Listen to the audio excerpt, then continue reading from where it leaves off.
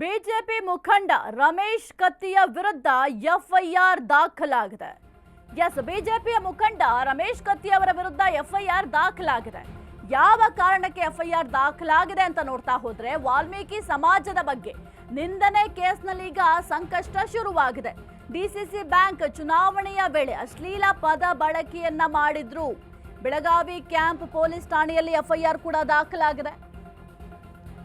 ನಾಳೆ ರಾಜ್ಯಾದ್ಯಂತ ಹೋರಾಟಕ್ಕೆ ಸಮುದಾಯ ಸಿದ್ಧತೆಯನ್ನ ಮಾಡಿಕೊಂಡಿದೆ. ವಾಲ್ಮೀಕಿ ಸಮಾಜದಿಂದ ಬೃಹತ್ ಪ್ರತಿಭಟನೆಗೆ ಕರೆ ಕೊಟ್ಟಿದ್ದಾರೆ.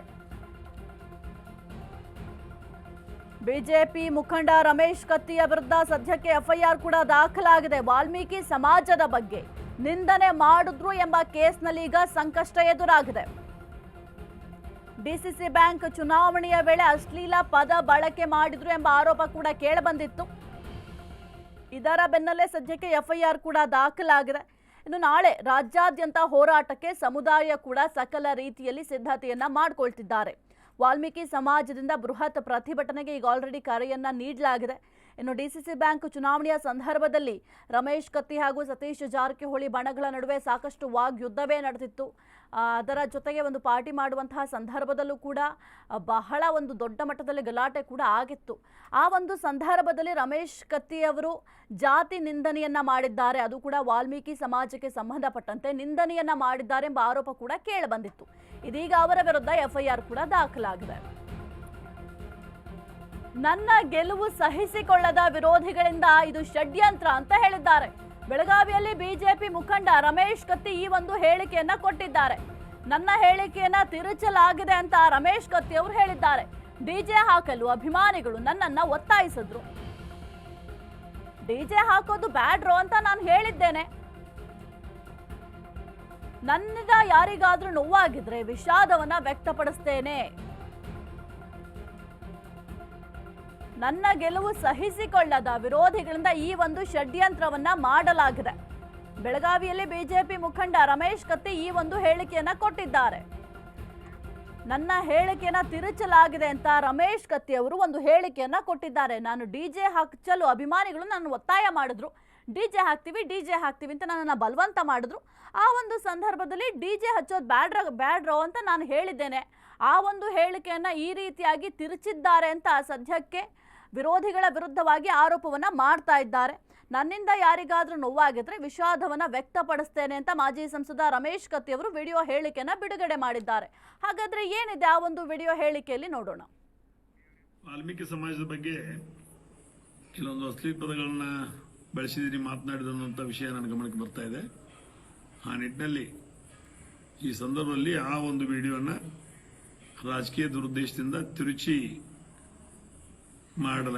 ತಿರುಚಲಾಗಿದೆ.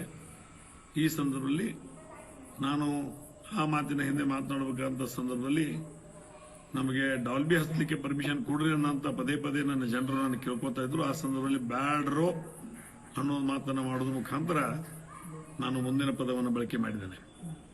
ಆ ಸಮಾಜಕ್ಕೆ ಇರ್ತಕ್ಕಂಥ ಒಂದು ಗೌರವ, ಪ್ರೀತಿ, ಭಕ್ತಿ ಕಳೆದ ನಮ್ಮ ದಿವಂಗತ ಉಮೇಶನ ಕತ್ತಿಯವರು 8 ಬಾರಿ ಭಾಗದ ಶಾಸಕರಾಗಿ ಆಯ್ಕೆ ಆದಾಗ ತಾವೆಲ್ಲ ತೋರಿಸಿದಿರಿ. ತಮ್ಮ ಆಶೀರ್ವಾದದಿಂದಲೇ ಮಣ್ಣಿನ ವಿದ್ಯುತ್ ಸಹಕಾರಿ ಸಂಘದ ಚುನಾವಣೆ ನಾವು ಗೆದ್ದಿದ್ದೀವಿ. ಮುಂದಿನ ಎಲ್ಲ ಚುನಾವಣೆಗಳ ಸಹಿತ ತಮ್ಮ ಆಶೀರ್ವಾದದಿಂದಲೇ ನಾವು ಎದುರಿಸ್ತೀವಿ.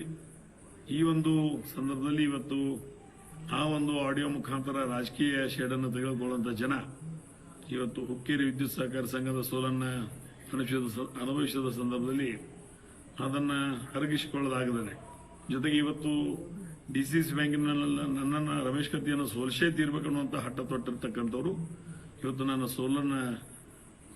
ನಾನು ಸೋಲದೆ ಇವತ್ತು ಜಯಬೇರೆ ಆದಂಥ ಸಂದರ್ಭದಲ್ಲಿ ಅದನ್ನು ಸಹಿತ ಅರಗಿಸಿಕೊಳ್ಳದೇ ಆಗಿರ್ತಕ್ಕಂಥ ಜನ ಇವತ್ತು ರಾಜಕೀಯವಾಗಿ ಅದನ್ನು ತಿರುಚುವಂಥ ವ್ಯವಸ್ಥೆಯನ್ನು ಮಾಡಿದ್ದಾರೆ. ಆ ಒಂದು ನಿಟ್ಟಿನಲ್ಲಿ ಆ ರೀತಿ ಒಂದು ಭಕ್ತಿ, ಪ್ರೀತಿ, ವಿಶ್ವಾಸದಿಂದ ಆ ಸಮಾಜವನ್ನು ನಾನು ನೋಡ್ಕೊಳ್ತಾ ಬಂದಿದ್ದೀನಿ.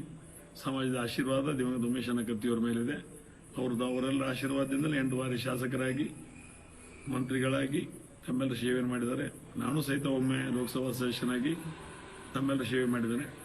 ಆ ಒಂದು ನಿಟ್ಟಿನಲ್ಲಿ ಆ ಒಂದು ವಿಡಿಯೋವನ್ನು ತಿರುಚಲಾಗಿದೆ ಅನ್ನೋದು ಮತ್ತೊಮ್ಮೆ ಸ್ಪಷ್ಟಪಡಿಸ್ತಾ, ಆದರೂ ಸಹಿತ ಆ ಒಂದು ನನ್ನ ಮಾತಿನಿಂದ ಯಾರಾದರೂ ನೋವಾಗಿದ್ದರೆ, ಸಮಾಜದಲ್ಲಿ ಹಿರಿಯರಿಗೆ, ಕಿರಿಯರಿಗೆ, ಸಹೋದರ ಮಿತ್ರರಿಗೆ ನೋವಾಗಿದ್ದರೆ ಆ ಮನೆಯ ಮಗನಾಗಿ ತಮ್ಮನಾಗಿ ಅಣ್ಣನಾಗಿ ನಾನು ಈ ಸಂದರ್ಭದಲ್ಲಿ ವಿಷಾದವನ್ನು ವ್ಯಕ್ತಪಡಿಸಿದೆ.